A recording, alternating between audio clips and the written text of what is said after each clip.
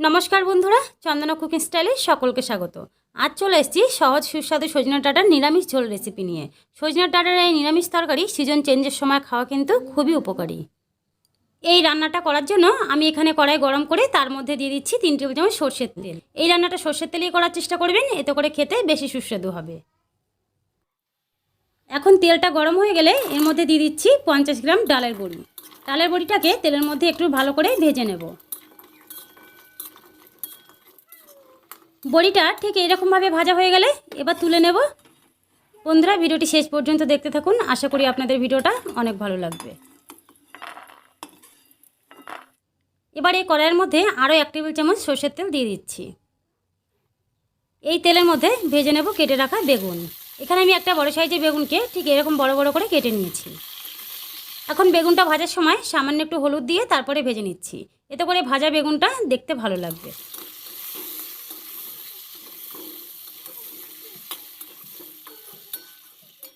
এখন বেগুনটাও ঠিক এরকমভাবে ভেজে নিয়েছি, এবার তুলে রাখবো।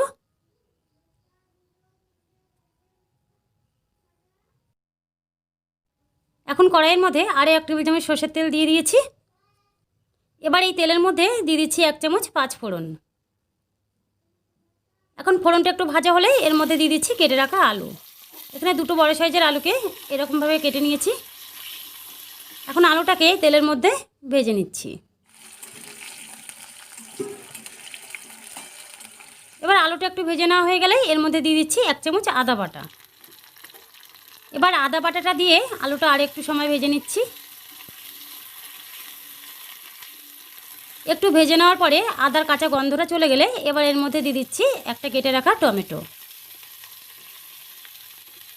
এখন টমেটোটা দিয়ে আবারও ভেজে নিচ্ছি।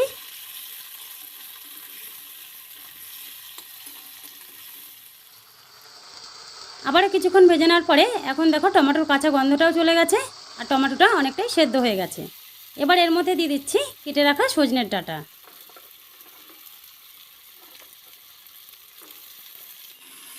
এবার সজনের ডাঁটা, আলু, টমেটো সমস্ত কিছুকে একসাথে আরও কিছুক্ষণ ভেজে নিচ্ছি। বন্ধুরা সজনের ডাঁটা, আলু, বেগুনের এই নিরামিষ তরকারি কিন্তু গরমের সময় খেতে খুবই ভালো লাগবে। এখন সব কিছু একসঙ্গে ভেজে নেওয়ার পরে দিয়ে দিচ্ছি পরিমাণ মতো লবণ, আর দিচ্ছি 1/2 চামচ হলুদ গুঁড়ো, 1/2 চামচ লঙ্কার গুঁড়ো। এবার সব কিছুকে একসাথে ভালো করে কষিয়ে নেব। গ্যাসের আঁচটা কমিয়ে দিয়ে একটু সময় নিয়ে ভালো করে কষিয়ে নেব। মিডিয়াম আছে একটু সময় নিয়ে কষিয়ে নিলে কী হবে, রান্নাটা খেতে আরও বেশি ভালো লাগবে। বন্ধুরা আজকের ভিডিওটি ভালো লাগলে প্লিজ একটি লাইক করবে আর চ্যানেলটি সাবস্ক্রাইব করে পাশে থাকার জন্য অনুরোধ রইল। এখন সব কিছুকে ভালো করে কষিয়ে নিয়েছি, দেখো তেল ছেড়ে দিয়েছে। এবার এর মধ্যে দিয়ে দিচ্ছি সর্ষে বাটা। আমি এখানে 3 চামচ মতো সাদা সর্ষে শিলের মধ্যে বেটে রেখেছিলাম। এবার সর্ষেটা দিয়ে সব কিছুর সঙ্গে ভালো করে মিশিয়ে নিচ্ছি। বন্ধুরা সজনের ডাঁটার এই নিরামিষ রেসিপি গরমের সময় বাড়িতে ঠিক এরকমভাবে একবার খেয়ে দেখুন, স্বাস্থ্যের পক্ষেও ভালো আর খেতেও কিন্তু খুবই ভালো লাগে। এখন সর্ষেটা সব কিছুর সঙ্গে ভালো করে মিশিয়ে নিয়ে এবার দিয়ে দিচ্ছি জল। আমি এখানে 2 কাপ পরিমাণ জল দিচ্ছি। এই জলেই সজনের ডাঁটা, আলু সব কিছু ভালো করে সেদ্ধ হয়ে যাবে। এখন জলটা দিয়ে সব কিছু ভালো করে মিশিয়ে নিচ্ছি। এবার এর মধ্যে দিয়ে দিচ্ছি ভেজে রাখা বেগুন আর ডালের বড়ি। এখন বেগুন আর ডালের বড়িটা দিয়ে আবার ঝোলের মধ্যে একটু মিশিয়ে নিচ্ছি। এবার ঢাকা দিয়ে মিডিয়াম আছে কিছুক্ষণ রান্না করব। চলে এসেছি কিছুক্ষণ পরে, এখন ঢাকনাটা খুলে ভালো করে নাড়াচাড়া করে নিচ্ছি। আর এখন আমাদের আলু, বেগুন, সজনের ডাঁটা সব কিছুই খুব ভালো করে সেদ্ধ হয়ে গেছে। রান্নাটায় আমি ঠিক এতটা মতন ঝোল রেখেছি, আপনারা চাইলে আরও বেশিও ঝোল রাখতে পারেন। এবার ওপর থেকে দিয়ে দিচ্ছি কয়েকটা চেরা কাঁচা লঙ্কা, আর দিচ্ছি 1 চামচ কাঁচা সর্ষের তেল।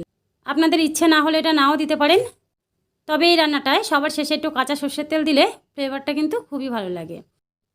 আর এখন কিন্তু আমাদের সজনের ডাঁটা, আলু, বেগুনের নিরামিষ ঝোল একেবারে তৈরি হয়ে গেছে। আজকের মতন এই পর্যন্তই। সবাই ভালো থাকবেন, ধন্যবাদ।